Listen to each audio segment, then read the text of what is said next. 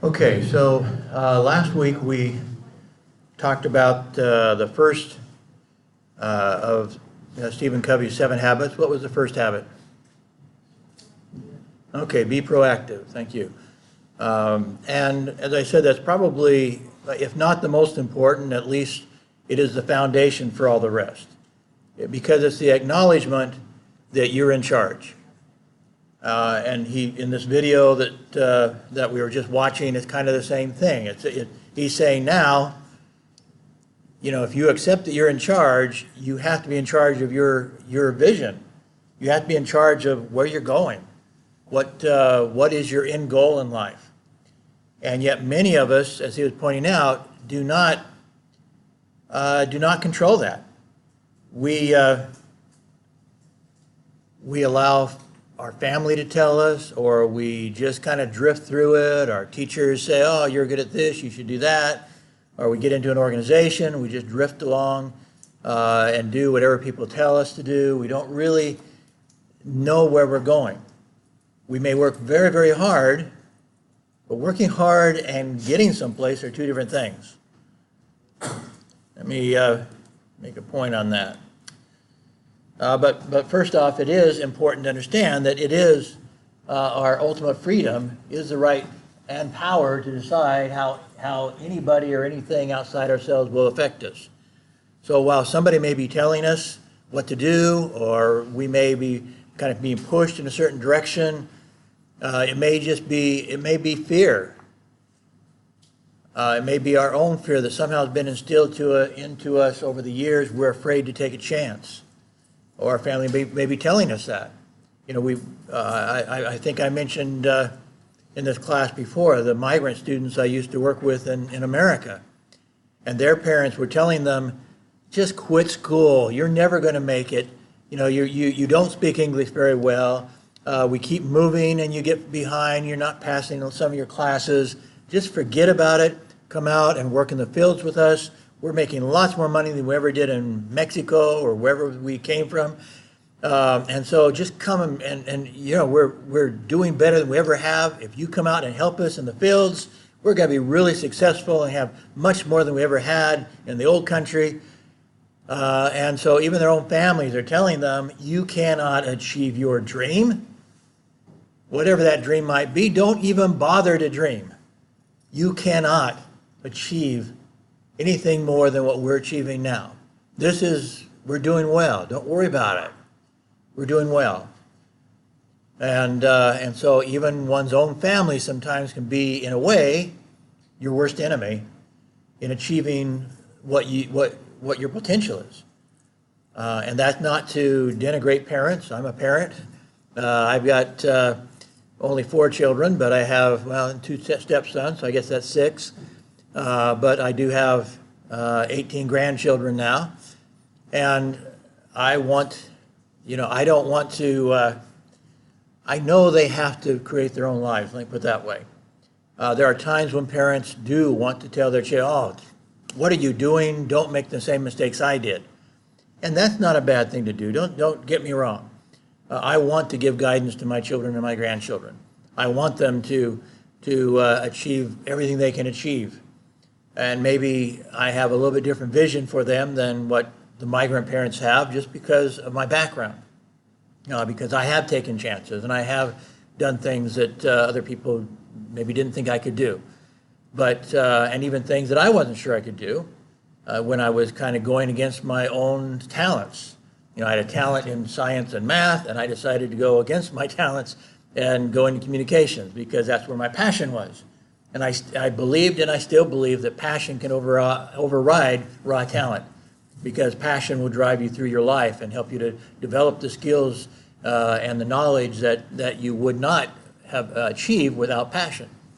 And so somewhere along the line, we have to decide, will we follow our passion, our dream, our goals, or will we follow somebody else's dream and their passion and their goals? We even see that coming up sometimes in the Olympics, where little children are being groomed to be star skaters or whatever, or gymnasts, and from a very young age they're they're being worked almost as if they were adults to learn these skills so you can become famous in the Olympics. And I'm not saying they shouldn't do that. I mean, I'm proud of, obviously everybody's proud of their own home country, right? And so I'm proud of Americans when they do well in the Olympics. But now we're starting to find out some of the stuff in the background, that some of these little gymnasts have been raped or sexually abused in this whole process. Terrible, terrible things have happened to them as their parents, I think, for them not to have opted out themselves after having been sexually abused. I think then a lot of the parents are pushing them, and they felt like they couldn't quit. They couldn't get away from their abusers. And so many of them were sexually abused multiple times by trainers and coaches. I don't think they would have stayed there if it was their choice. I think they felt pushed into it. So, even in achieving great notoriety and fame, at what cost? And is it really their vision? I don't know. Maybe it was their vision. Maybe they're willing to undergo that in order to achieve their own vision. But I have to start wondering, because now they're all coming out and saying, they put us through hell in our trip from here to notoriety and fame. So I don't know. Ultimately, I strongly believe that if we go with somebody else's agenda, if we adopt somebody else's dream for us, there's no possible way we can excel at it. I mean, maybe in some minimal terms, but at least let me put it this way, we cannot achieve our potential if we're striving for somebody else's dream and not our own dream. It's impossible. That I would say. It's impossible to achieve our full potential pursuing somebody else's dream. It's just not natural to do that. And so as much as we may love somebody who is driving us through our life, who's trying to guide us through our life and tell us what to do, it's actually not going to work. You can't achieve your full potential living somebody else's dream. As I said before, in this pursuit of excellence, we may be very busy, we may be very efficient, but we will also be truly effective only when we begin with the end in mind. Dr. Covey has a couple of examples of this, but one of them is with a map. He likes to compare a lot of stuff to maps, like paradigms are like maps, but he points out that if you have a map and you're trying to drive someplace, you have a car, you're trying to drive someplace, let's say you have a map of Kuala Lumpur, but the problem is you're in Singapore. Okay, you can, no matter how much people root you on, come on, try harder, you can do this, you can get to where you're going, but you have a map of Kuala Lumpur and you're in Singapore, you've got a problem. Okay, you have the wrong map. And so achieving the end in mind is not possible with the wrong map, or at least it's going to be much more difficult. You might finally get there, depending on the city and your ability to communicate with people and stuff like that. You might get where you're going, but it's going to be a lot harder than if you had the right map. And so part of what we're trying to do when we begin with the end in mind is make sure that we can develop the right map, that we can figure out how to get from point A to point B. One of the things I taught the migrant students, who did not believe they could get to point B. They did not believe they could get across this river, you might say, to the other side. And so I taught them the concept of stepping stones, that you don't have to get all the way across. You can't jump across. Don't try to jump across. You're going to drown in the middle. But if there's some big boulders, maybe along the side, some smaller stones, and there's some bigger boulders, and you can step from one stone to another stone to another stone, you can get across. And so in setting our goals and in planning our future, we have to begin with the end in mind, but we may also have to plan the stepping stones. Because getting across maybe impossible in one big, I mean, probably is. If it's a very big goal, we're not going to make it in one leap. By definition, it can't be a big goal and us make it in one leap. And so we need the end in mind, and we need stepping stone goals to get there. And stepping stone goals, I think the major ones anyway, are part of the end in mind. That's your map. How do I get from there to, from here to there? Now later on, you have to, in habit 3, we start talking about putting first things first. And that is like planning your everyday activities. What are you going to do to get there on a daily basis, managing your life? One of the things, and this, by the way, kind of ties in to what we were talking about proactivity. A lot of times people, their excuse for not achieving what they want to achieve is kind of like, that's just the way I am, or I can't do it. They believe that they're somehow trapped by their circumstances, by their habits, and indeed habits can be very difficult to overcome. That's one, frankly, I do not smoke, I do not drink, I do not drink coffee, I do not drink tea. I try to do things that I'm in charge of. I do not want to, I certainly would never do drugs. Because once you become addicted to something, then try to stop it. By definition, it becomes a habit that's very hard to stop. And in some cases, those habits can lead you in very perilous situations. But regardless, I personally try to make sure that at least those addictive sort of habits are not part of my life. Does that mean I don't have habits? No, that doesn't mean I don't have habits. We all have habits. Habits are things that we do without thinking, that we habitually do without thinking. And you can control them. You can do good habits or you can do bad habits. And sometimes, well, they say it takes about 30 days if it's going to be something you do every day. If it's a habit that you want to create that's a daily habit, then it takes about a month of doing it every day before it actually does become a habit. And then you can kind of go on auto control because now you're used to doing it, and it actually takes some conscious thought not to do it after 30 days of doing something. And so there are ways, and again, that you can, as you set your end goals, you also need to be aware that these are some of the obstacles in your way between here and there. And so when we talk about proactivity, where part of that is, do we have the will to create our own habits? Because that's what you have to do in order to be really successful. You have to create habits of success. And of course, 7 habits of highly successful people. These are the habits that successful people create for themselves. They don't just read them. They don't just talk about them. They don't just think about them.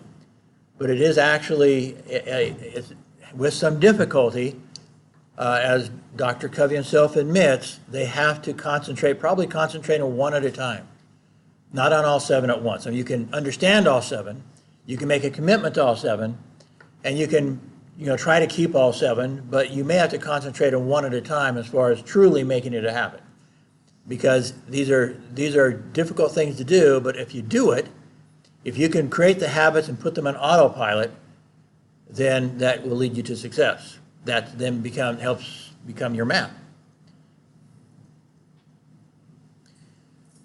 Again, I started to say this a second ago. I don't know if I got it out of my mouth even, but effective leadership is putting first things first. Effective management is discipline, carrying it out. And so that's kind of what I've been talking about. So in this habit, we want to make sure we know where we're going. And in the proactivity, we've made a commitment that, or at least we've gained understanding that we're in charge. Whether we made a commitment to that is up to us, I guess. Are we in charge? Yeah, we made that commitment. And then the next step, again, is more the management, which is putting first things first. What do we do on a daily basis? That includes habit building, but it also includes decision making as to how we dedicate our 24 hours a day. Now, I'm not going to get into that now. That's next week's subject. But At this point, we have to understand, and in fact, I think it's on a slide later, but in essence, Dr. Covey says we create, I think in the video he said, we create our lives twice. We create something twice. Anything that's worth building, whether it's our destiny or a building, he was talking to that contractor, or that restaurant owner who built this restaurant, and they had no access in so that people could come eat. So they have excellent food, but they have terrible access. And so now after building a restaurant, that cost them hundreds of thousands of dollars, they have to spend another 40 or 50,000 trying to fix the traffic problem, trying to fix access so people can actually come to it. Because they didn't take care of things in the proper order. They didn't have everything designed out properly. And so they ended up with a restaurant that is losing money because nobody bothered to figure out how to access it. And they didn't put that into their design. So in your designing your life, that's part of what you need to do.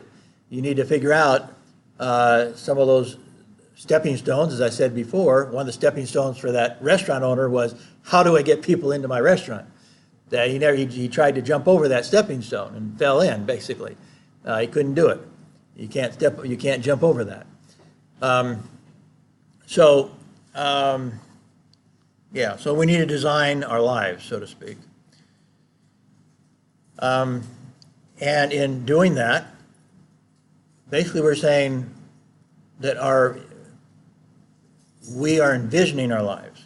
We're envisioning what we want to be. Dr. Covey, again, one of the exercises he has people do is, in fact, he kind of paints this picture. He says, okay, you see yourself walking into a church, and towards the front of the church is the casket of a deceased person, and you walk up, there's a line of people waiting to bid farewell to the deceased. And I know some religions don't do that, but some religions do. But anyway, so they're walking up, and he's waiting his turn. He gets up there, and he looks in the casket, and it's him. And he sits down, and he listens to people talk about him. And the question is, what do you want people to say at your funeral? What have you been? What have you become during your life? In fact, I'd like to emphasize that part. There's what have you achieved and what have you become. To me, becoming something is more important than actually achieving something. What have you become in your life? And what you have achieved. But what have you achieved in all aspects? So as people come up, they might be, your business partners. What will they say? Your customers of your business. What will they say? Or your peers at the job that you worked at. What will they say? But then your family members. What will your wife say and your children say and your grandchildren say about you? And actually, that may be too kind of a scenario. Maybe the better question is, what will those people say behind your back when it's not at your funeral? What are they saying about you because, when they get together, and maybe it's not all positive. What might they say about you? That might be more realistic as to what you've really accomplished. Because everybody's kind of kind when they get to your funeral. They may not be so kind behind your back. But anyway, so imagining your future, that's one of his exercises to have people go through. Or maybe write your obituary. Try that as an exercise. What will people say in your obituary in the newspaper after you died?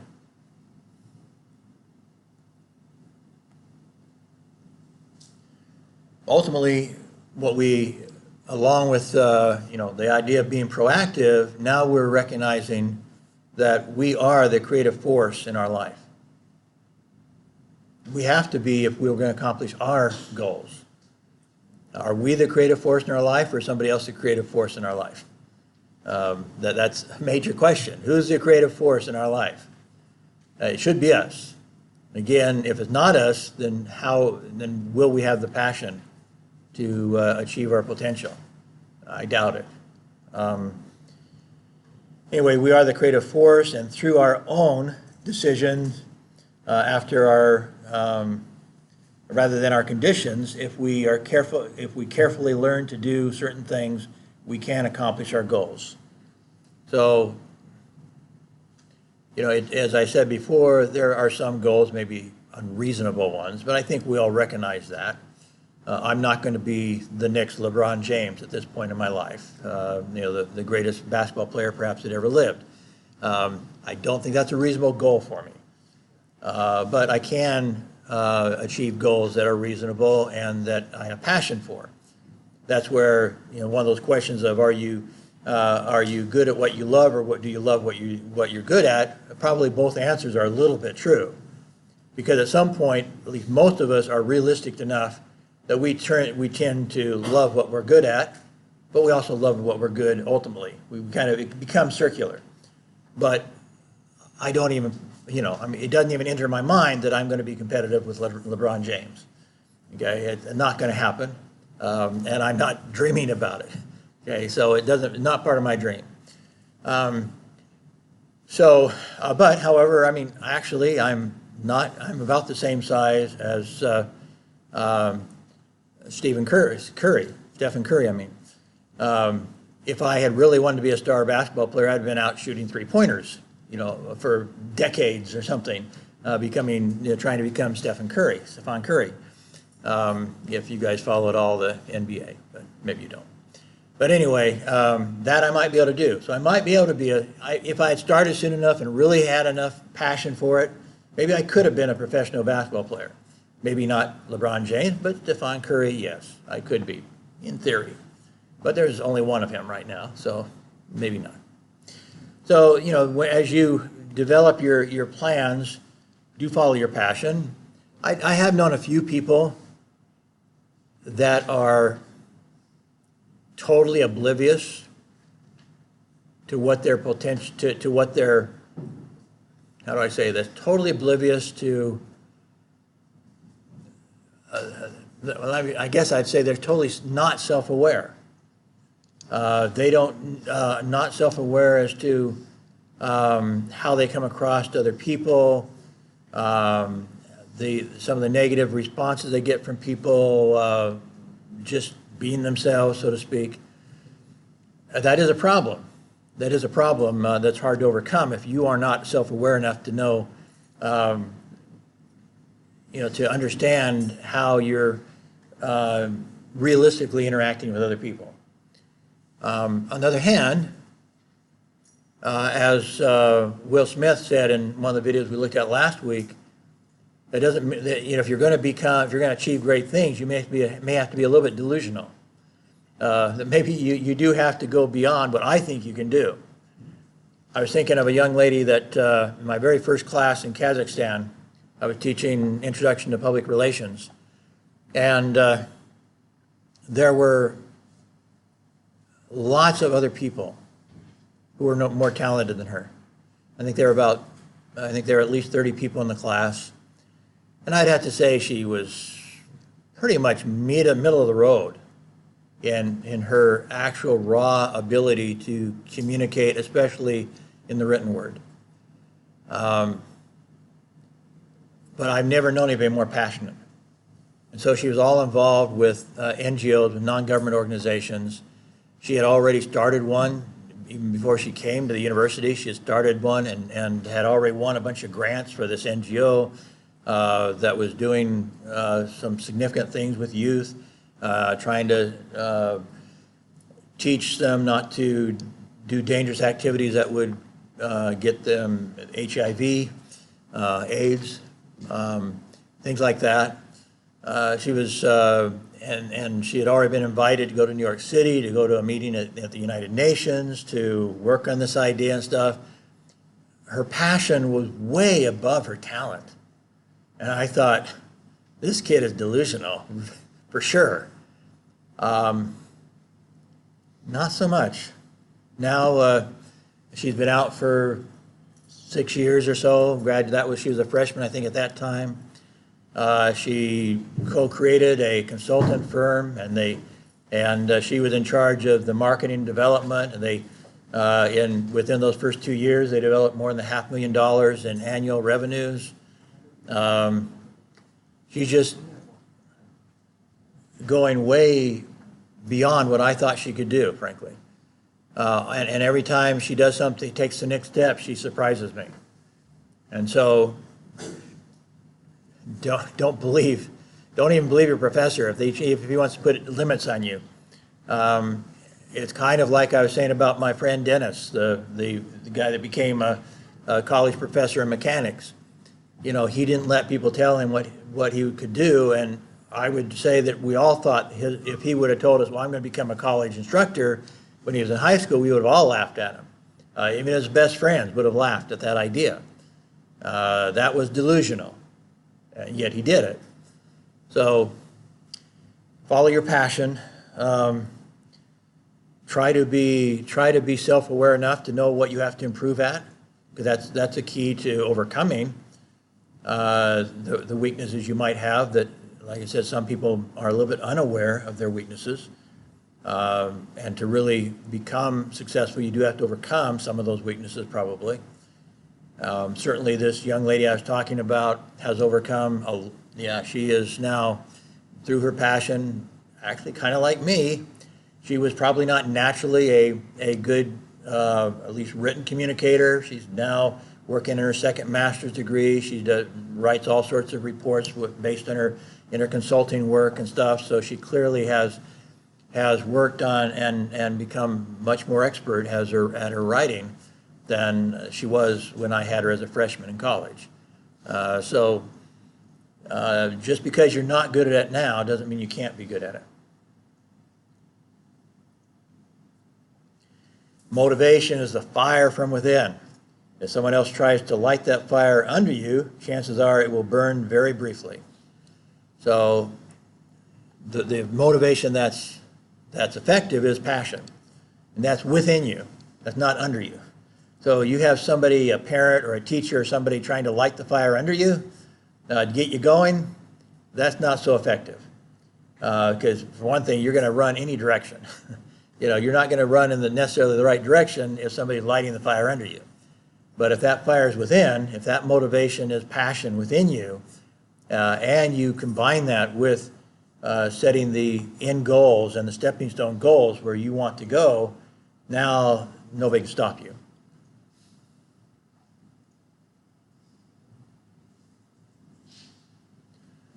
There was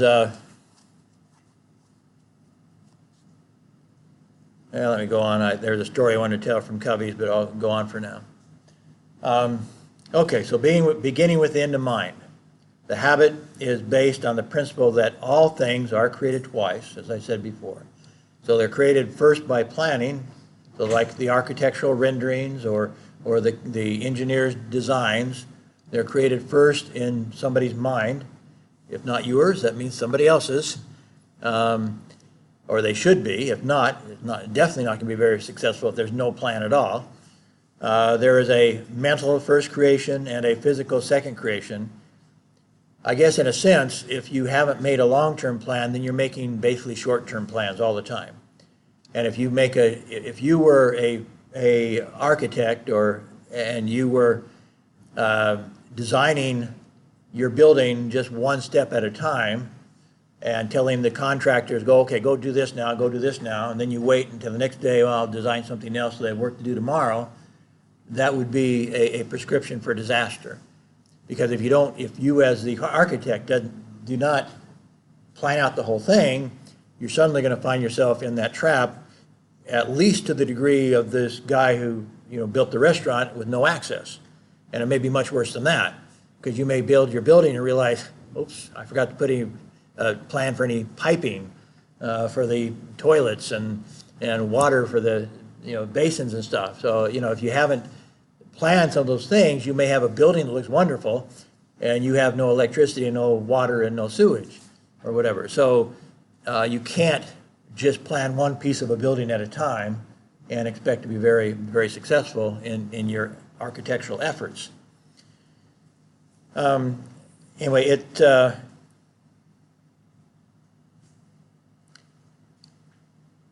this one and somebody help me with this PowerPoint, and this doesn't read right. It states that we decide that the direction of our life. So anyway, basically is our plan needs to decide the direction of our life. It also has to advocate the different roles we play in life. So our end in mind, I guess that's what it stands for, our end should advocate the direction, but also not ignore our different roles. We're not just a worker. We're also a member of a family. We're a member of the community and of the nation. So what do we do in our various roles? If all we ever plan is how to get rich, then we're like those people in Hollywood that end up committing suicide. They figured out how to get rich. What they didn't figure out is how to be happy and how to feel purposeful, I guess is what you would say. Again, one of the videos I believe I had you watch already, the gal decided, in her research, realized that one of the keys was to have a sense of purpose. That you had to, without that, then it wasn't happiness. And in fact, happiness was kind of, her point was happiness was a little bit of a false god in a sense. If all you're pursuing is to be happy, then in some cases, for example, what you perceive of happiness might be fun. So in your pursuit of happiness, you may be playing video games all day, or you may be going out to drink every night with your buddies, and you decide, well, that's happiness. Well, it's fun, but is it really happiness? I would say that these stars, like the star comedians that become successful in Hollywood and stuff, had lots of fun on the way there. But when they got there, they didn't have happiness. And that goes back to the idea of having a sense of purpose. What is my life all about? They get there and they can't figure that out. What is this is where I'm at. Is this all there is? And now they're not happy. They're miserable because they've gotten to everything they wanted to get,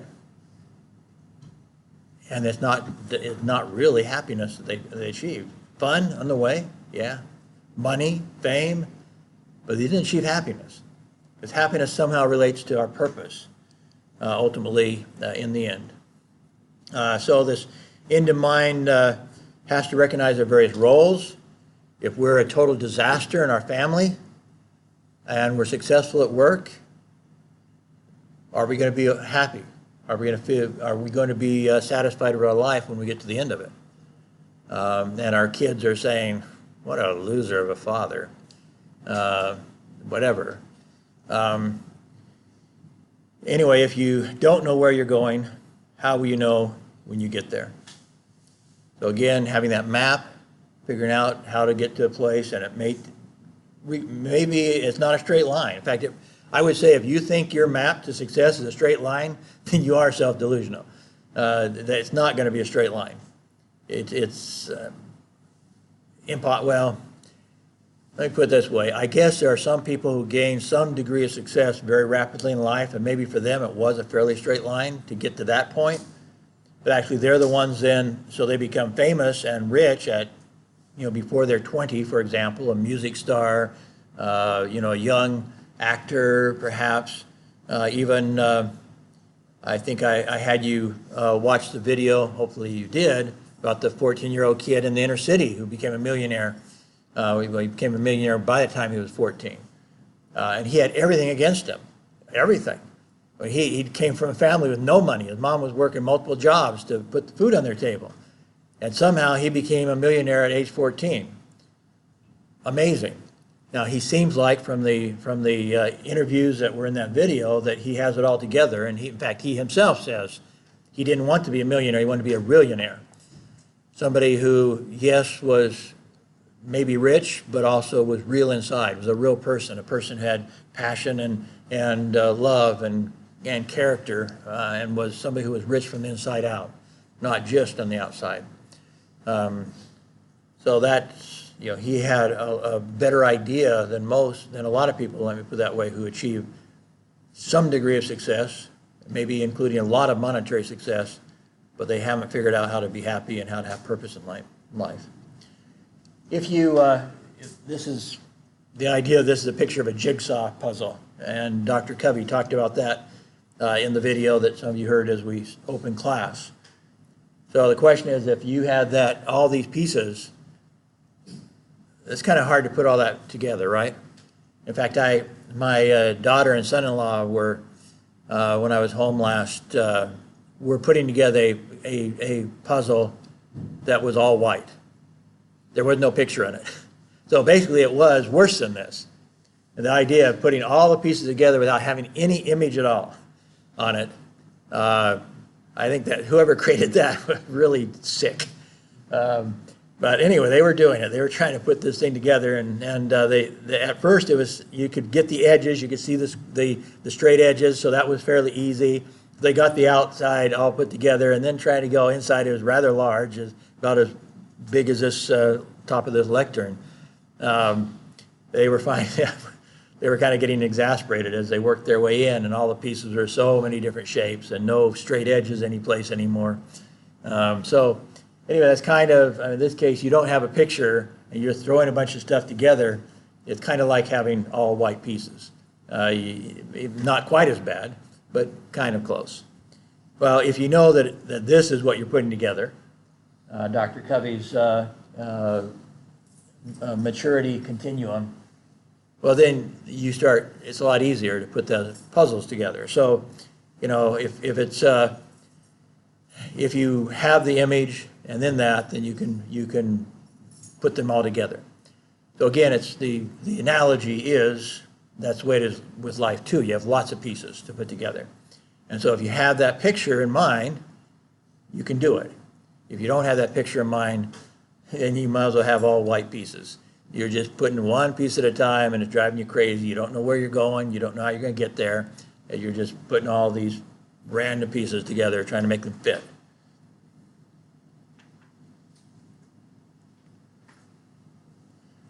So this, the person that put this together for me also had an exercise, and it's basically like Dr. Covey's, that, you know, after 10 years, a newspaper decide, 10 years after you graduate from the university, a newspaper decides to do a story about you, and they interview 4 people about you.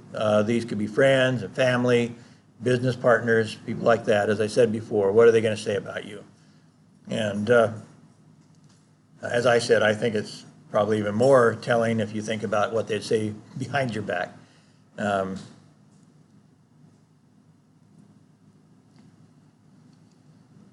As I said, suggested before, trying to decide what our goals are, there's a saying that we are not human beings in a spiritual journey, we are spiritual beings in a human journey. That's a matter of individual philosophy. I happen to agree with this, that we are something greater than we are now, that we have something that's more eternal than just this life. That would obviously, if you believe that, that should also help guide your destiny a little bit of what's really important. Is something I do today going to be important a million years from now? In other words, if I think I have an eternity that's more than a million years long, are the decisions I make now of value a million years from now? Not just in this life, not just the end of the life, not just at my funeral, but will there be a value to me a million years from now? That's what I try to think about the million-year goals, not the 100 years goal, but the million-year goals, I think are more important.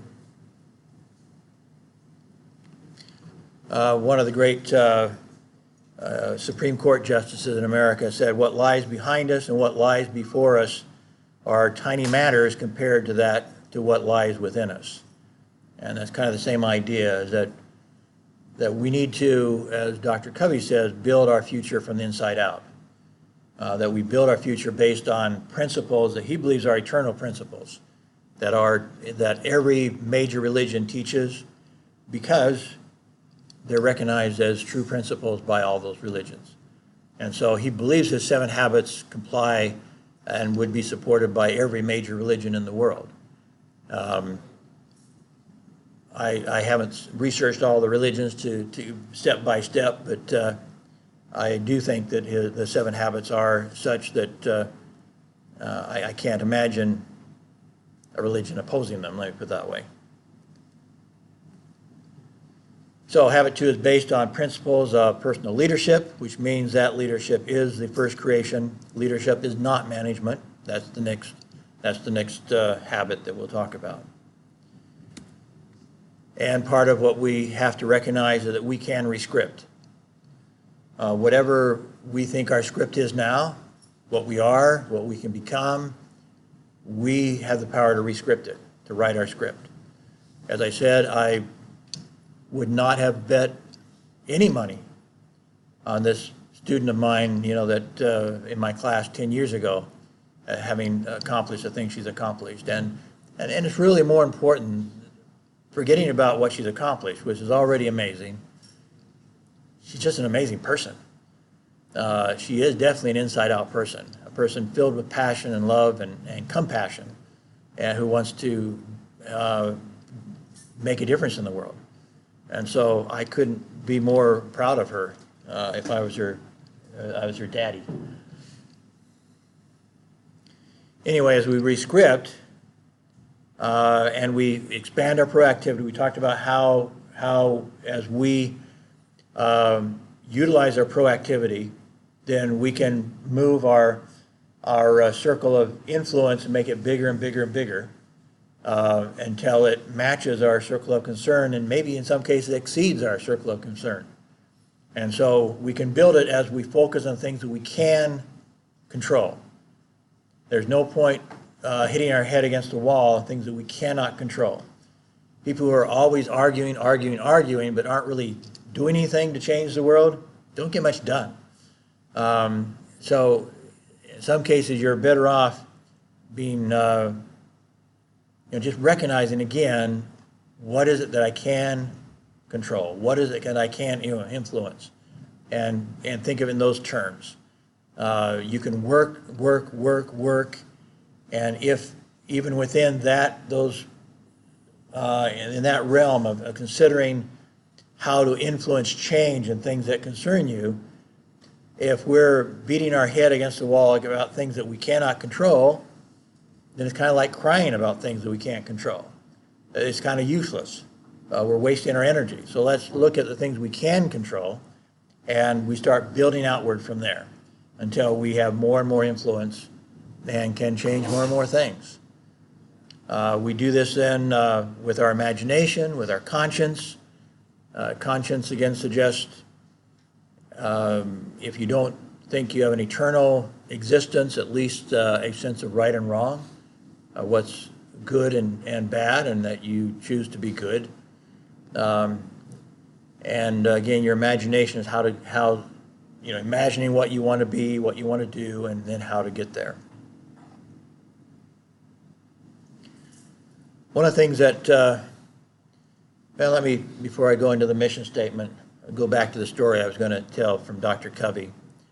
He talks about a work crew has been given the task to build a road from here to some distant city where there's no road yet. So we know we have to go through a jungle to get there. And so we all go out, we're in the work crew, we go out there and we take our machetes, we take our saws, we start cutting away, knocking down those trees, clearing the way for our new road. And finally, one of you climbs up in the tree and looks out over the jungle, and you yell down, "We're going in the wrong direction." And of course, all of us have been working so hard, but yeah, we're making progress though, because we're working so hard. Well, ultimately, if you're trying to build a road someplace and you're going in the wrong direction, at some point you're going to get kind of frustrated when you put in all that effort and you realize you didn't get there. So it's, again, kind of like, in this case, it's not a map. It's, an engineering design to tell you how to get from here to there, through the jungle and get to where you want to go, to that distant city. So, again, it takes planning. And hard work does not equal success necessarily. If you don't have the right goal, if you haven't set goals, if you don't know where you're going, then hard work doesn't necessarily get you there. So let me go back. Sorry, I didn't go through that slide. Dr. Covey is the person who really started pushing the idea of mission statements. So you may have heard a lot of talk about, the Marriott hotels has a mission statement, and certain, schools frequently have mission statements, and universities have mission statements, and businesses have mission statements. He was just talking about, about the failing of some organizations in having mission statements, but their employees haven't been involved in developing the mission statement, and they don't feel ownership of that mission statement. And so in an organization, what he was suggesting in the video was a mission statement that people don't feel, that they don't have a passion for, is really useless. And so you yourself can create your own mission statement. This is what my life's all about. This is my mission in life. And that's a good thing. And if you're doing it by yourself, then hopefully you buy into your own mission statement. If you're in a business, if you haven't gotten the involvement of the workers in building your mission statement, if they don't feel ownership of that mission statement, then it really isn't a mission statement. It's doing no good at all. Because mission statement, the purpose of a mission statement is to have that goal, that end goal. And so if just you setting up a mission statement for your business or whatever, he suggests a mission statement even for a family, that you should get together with your family. So what's our family all about? What is our end goal? What are we trying to accomplish as a family? And get them to participate in that discussion. What is our mission statement as a family? What are we going to accomplish as a family? And then, of course, Dr. Covey has gotten probably millions of companies to write mission statements over the years.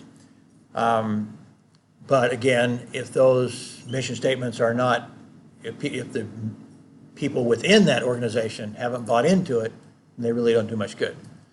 So that's one of the points he was making, is that mission statement has to be really purposeful and has to truly represent the end goal of the people pursuing it.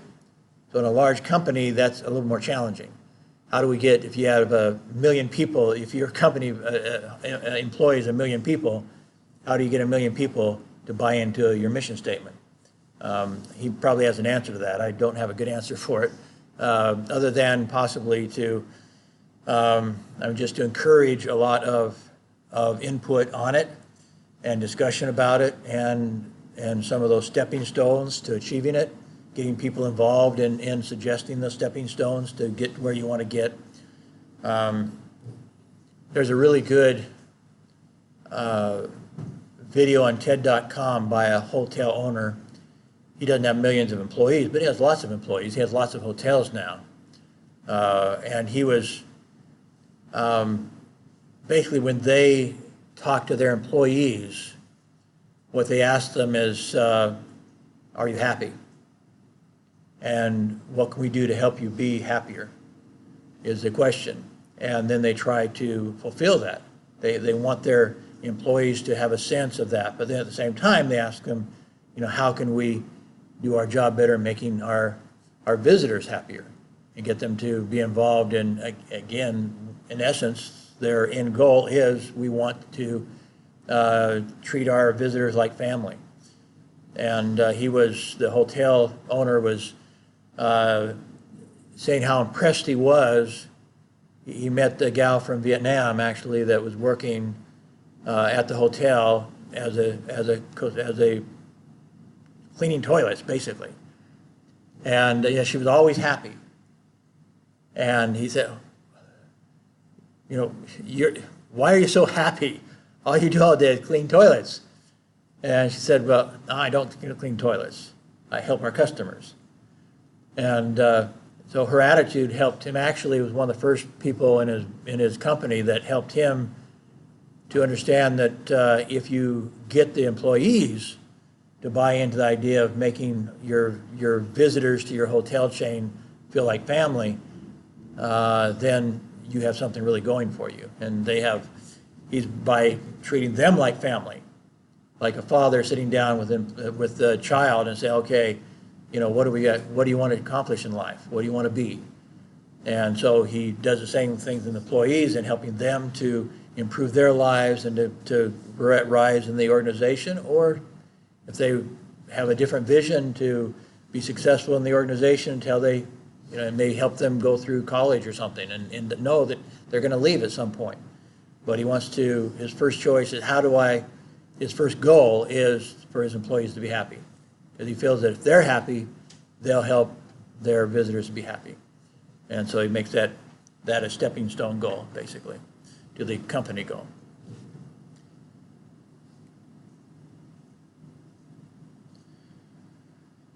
So again, the personal mission statement, according to Covey, needs to be based on kind of inside-out sort of goals. Need to be based on character. As I said earlier, what will we become? Not just what will we achieve, but what will we become in the process, as well as to what we want to contribute and achieve. So it's not that you don't ignore what you want to achieve, but you also want to talk about the inside-out part, which is what we want to become as we're achieving that. What do we want to be?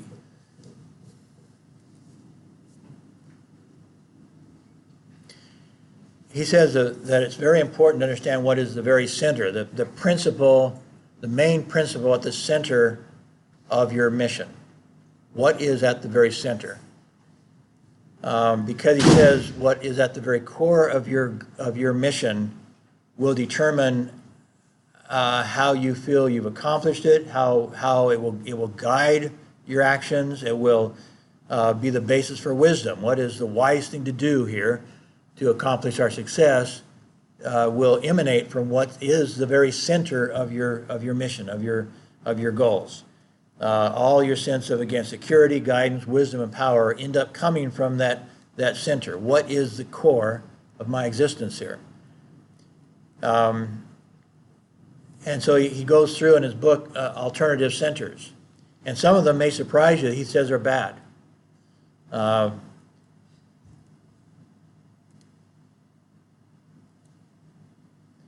Spouse-centeredness, for example. He said, obviously, he wants you to love your wife, your spouse, your wife or husband. But he says, if you are totally spouse-centered, you are going to screw up your life. If your whole life is built around keeping your spouse happy, but when she's not happy? What if you go through a divorce? You want to be happy with that spouse, but that spouse isn't happy with you. You have no, you can try to make her happy or him happy. But what if you fail in that area? You don't have total control over that. And you'll find that also by being spouse-centered, then what about all your other roles in life? Are you community-centered? Are you business-centered? Are you're career-centered? What are all your other roles in life will be controlled to some degree by your spouse. And so you may be an absolute failure in your career because your spouse wants you to spend all your time at home and whatever. I mean, once you set your spouse as your center, there are ramifications to that. Even family. Now, as I told you, he has like 10 kids. There's probably nobody more family-centered than him, except he's not. He says if you're so centered around, if that is the very center, the very core of your life, that could be a major problem. And let me give you an example from my personal life. I'm divorced. In fact, I'm twice divorced. But let me talk about my second wife. My first wife was manic depressive. And so she had psychological problems, and it was actually my children who thought we had to intervene and stop her from screwing up the life of my youngest daughter. And so it was my children that suggested we intervene. We tried intervening, and it kind of blew up in our faces. So I'm going to skip that one. But my second wife was kind of maybe a little bit of rebound. She was kind of a quiet person, and I thought, gee, this is refreshing from having this wife who was always abusive and yelling and screaming and going crazy on us. But the second wife was totally family-oriented. You say, well, what's wrong with that? Well, I'll tell you what's wrong with that. By the time our marriage was over, 4 of her children had committed felonies. Only one of them went to jail, but 4 of them committed crimes, and she would not stop them. She would not do anything to stop them. She would lie to police. She would destroy evidence. Now imagine me in the center of that. That was hell. I actually, maybe if she didn't have these children that were going crazy, but part of it, they had to have come by it honestly. And I know that her first husband, she was also divorced, was a drug dealer. And so she found herself hiding her husband's drugs and stuff from the police and doing stuff like that. And so she made a very bad decision when she married the first time. She knew he was using drugs and was abusing alcohol and drugs. And she still married him because he was cool. He was a cool guy in school. And so she married him very young and had 5 kids with him. And as I said, by the end of our marriage, 4 of those 5 kids had committed crimes, fairly serious crimes. And she just kept protecting them. And besides that, she in essence married me for my money and my credit. And so she was just ultimately she drove me into bankruptcy. Told you I don't have much money because my wives have my money, my ex-wives, pretty much. But because I've been actually quite generous with them because I don't like divorce. And so in both marriages, in both the divorce marriages, I've been very, very generous with my ex-wives to the tune of hundreds of thousands of dollars, generous. But ultimately, I couldn't live in a family where the kids were committing crimes and my wife would not let me punish them when they did even smaller things, let alone big things. Like when I found out that her youngest son was selling drugs, I kicked him out of the house. As soon as I went back to Kazakhstan, he was back in the house. And he stole some money from us. She said she promised police that she would prosecute whoever had stolen money. He confessed to police. She would not prosecute. And so he just kept doing worse and worse things until he finally was caught by police. But meanwhile, before she got there, she was lying to police, telling me she didn't know where he was. He was upstairs smoking pot. Anyway, driving me crazy, so I couldn't stay there any longer. So now I have a good Kazakh wife. But did she love her family? Absolutely. At one point, again, I think the day I decided I had to divorce her, she was going to move into an apartment and let her daughter have our house.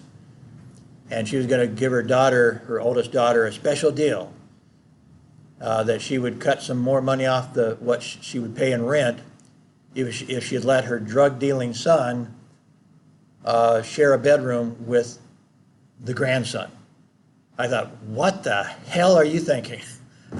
If you're going to have your drug-dealing son sharing a bedroom with your grandson, you are crazy.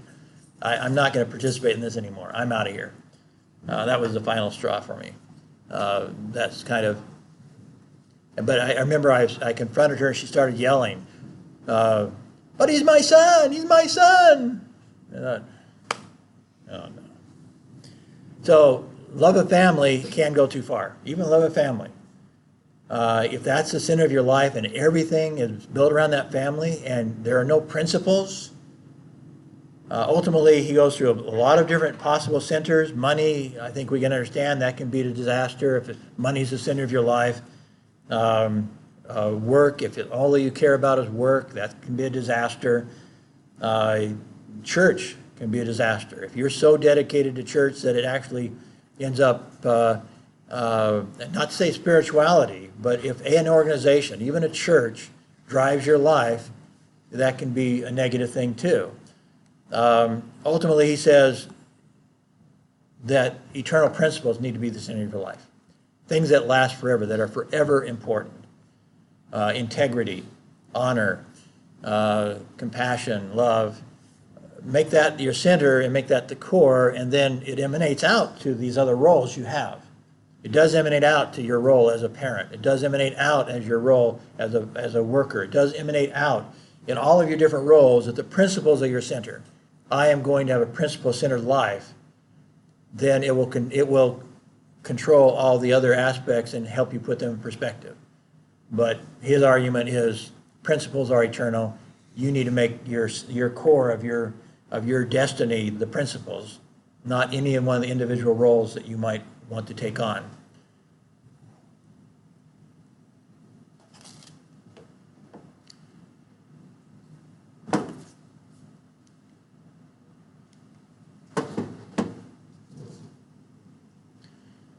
Before I get into this, let me go back, take a glance at the book here real quick, or my notes, if there's something else here I wanted to cover.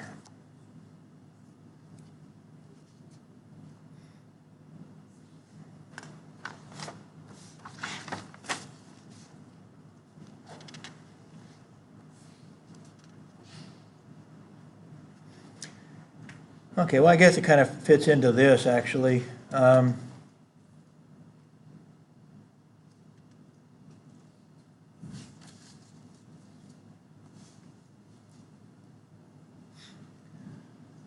Using your whole brain.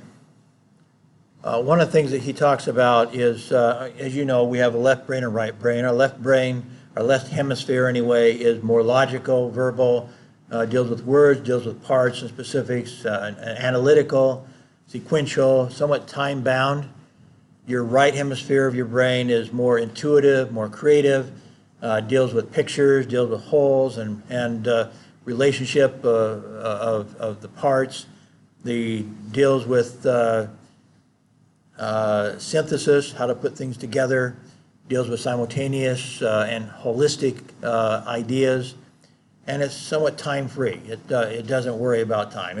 It's the creative side of you, and yet the whole brain together can be amazing. And in fact, I would say, scientists say that we use less than 10%, probably closer to 5% of our brain. And one of the things I totally believe is that our potential is way, way greater than what we're using. And somehow we have, we were talking about the multiple intelligences.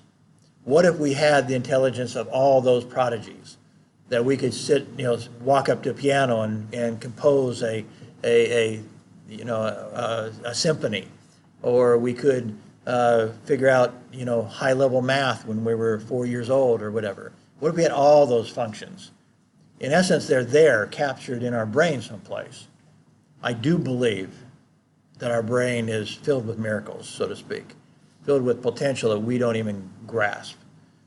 And so how do we utilize our brain? How do we put our whole brain to work? Part of that is, of course, using our imagination. We've already talked about that, and Dr. Covey says we need to visualize it in great, rich detail.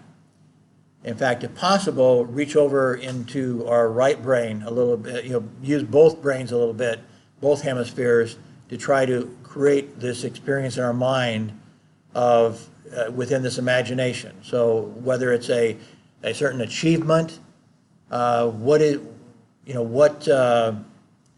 walk out on a stage and people are applauding you, you're hearing their applause.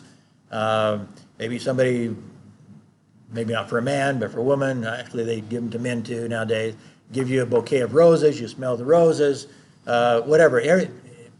Get as much of your senses involved as possible in your imagination of accomplishing what it is you want to accomplish. Because that will embed it more strongly into your brain if you can involve more senses. We are multisensory people. And the more of our senses we get involved, I totally believe that in education. I believe in multisensory education. And the more senses we can get involved, the better we learn. And that's true also for the better we accomplish, the more our plans feel like reality, the more our imagination becomes real to us, and so we can feel it and sense it, and just it will drive us to accomplish that when we put our whole self into that vision. There are ways to expand our mind. For example, or at least make greater effect of them. Some of this is for example, there's the president of the National Businesses, National Association of Businesses, I think it's called in America, NAB, National Association of Businesses, yeah. Anyway, he's the president because he's one of the top business consultants in the world. And in the book he wrote, he talked about employing his brain while he was sleeping. And so what he does as a consultant, a business consultant, is he studies very carefully what the problems are of a business. And he does that in some cases, he probably does it throughout the day to some degree, but at night he reviews in his mind the challenges that the business that he's consulting is facing. And then he programs his mind, and he tells his mind to solve the problems. So he actually tells his mind, solve this problem, come up with a solution for this problem, solve this problem, solve this problem, solve this problem. And then he wakes up early in the morning, and he has all sorts of ideas to incorporate into his solution. I do believe that.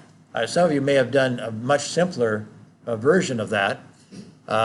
We have clocks in our brain, and you can tell your brain, wake me up at 6:15, wake me up at 6:15, wake me up 6:15 in the morning, and try it. I guess I wouldn't bet my life on it.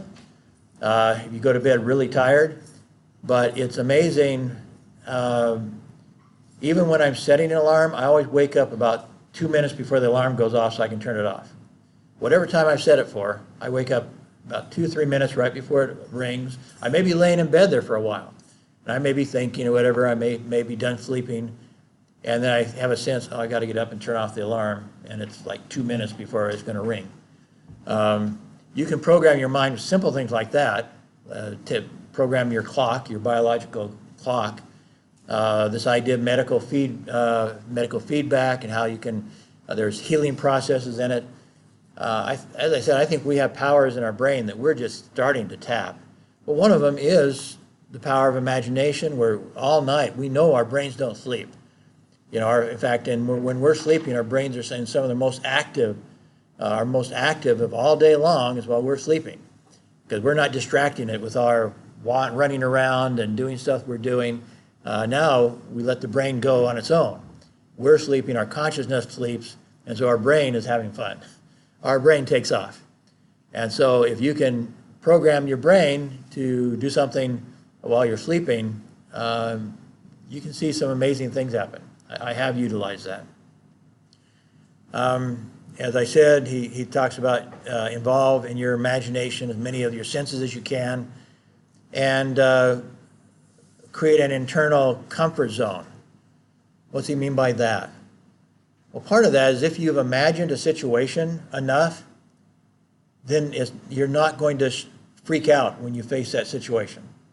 So, for example, if you have a challenge to speak in public, imagine yourself giving that speech a number of times, and then let your mind go to work and envision that speech. Envision how people will respond to you. Envision the words you'll say that will cause them to respond emotionally in a very strong way. And by the way, as those thoughts start going through your mind, write them down.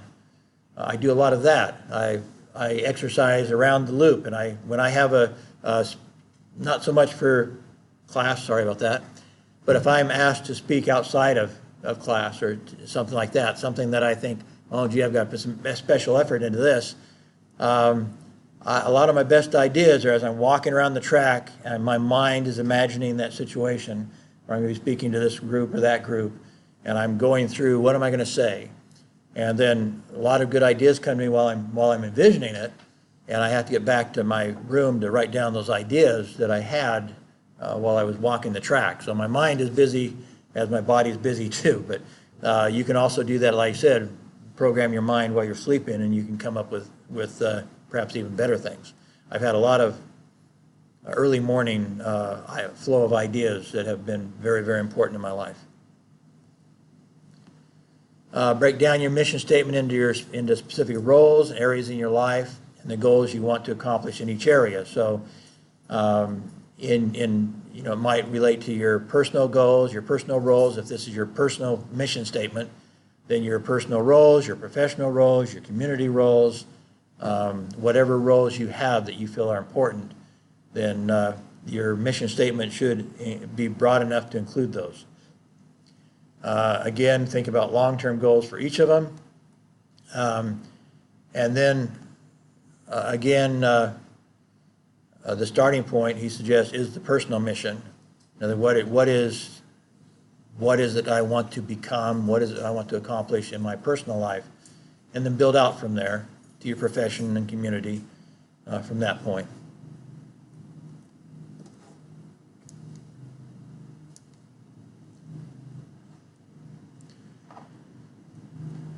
Okay, let's go back and watch another video, and we'll get some of your video watching done. You might want to take some notes and